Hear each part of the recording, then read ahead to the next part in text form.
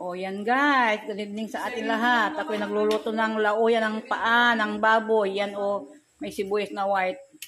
Iisa yung sili niya ito. 20 yung pamasahe sa economic eh. 20 lang Yan, sali ng baboy.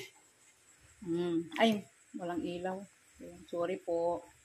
Walang ilaw. Yan, may saging, may patatas. Yan.